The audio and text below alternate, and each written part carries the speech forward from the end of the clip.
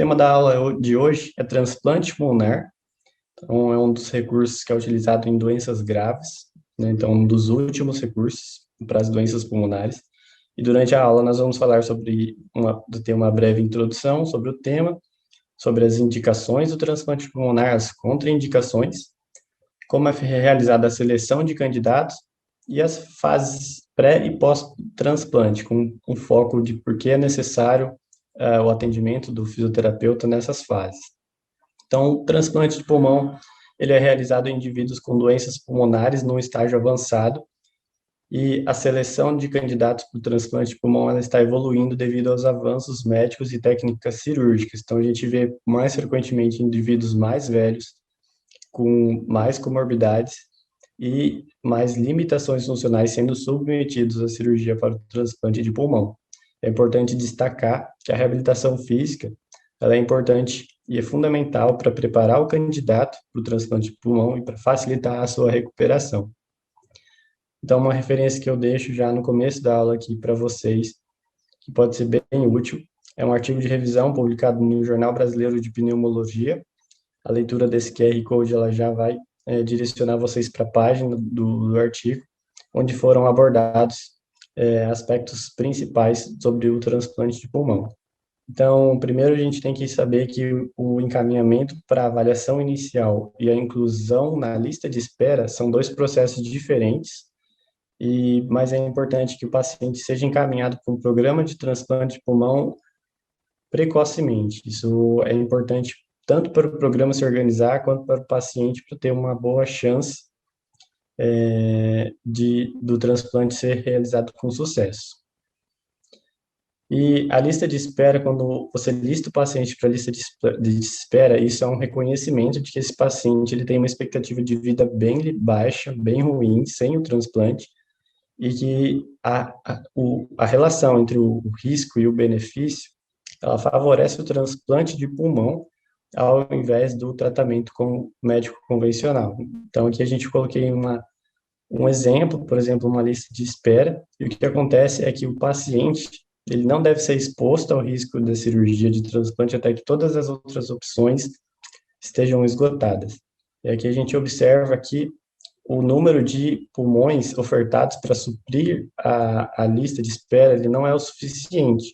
Existe uma mortalidade grande na lista de espera, aqui no Brasil é em torno de 22%. Então, nesse exemplo que eu coloquei, uma coisa importante, né, que deve ser feita, pacientes devem ser cuidadosamente avaliados para que não seja necessário um gasto grande, elevado, nos casos em que a chance de insucesso é muito alta.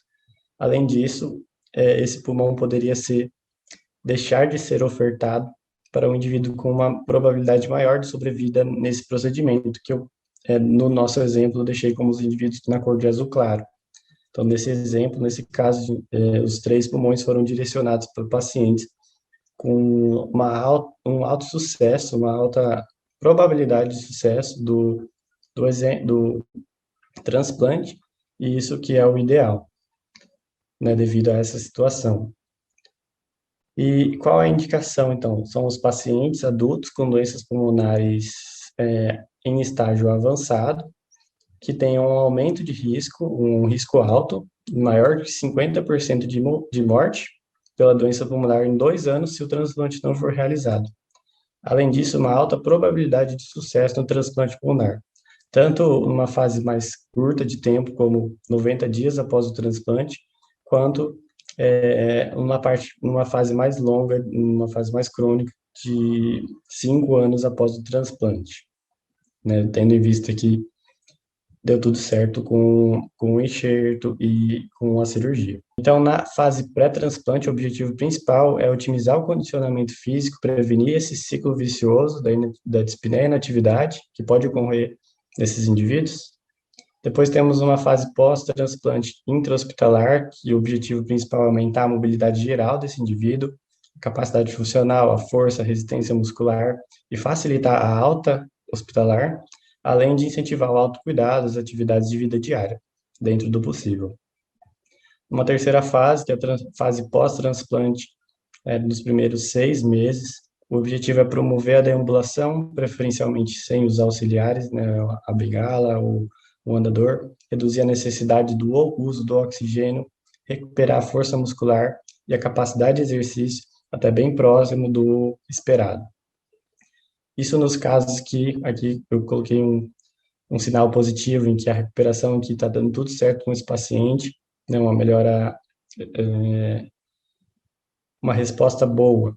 Né? Por um outro lado, se esse paciente agora apresentar uma resposta não muito boa, uma resposta um pouco ruim, então nessa fase pode ser necessário um encaminhamento para um programa de reabilitação multidisciplinar para recuperar a mobilidade básica, se ele ainda não teve essa etapa, não foi concluída, como as transferências independentes, a caminhada, as atividades de vida diária e o autocuidado.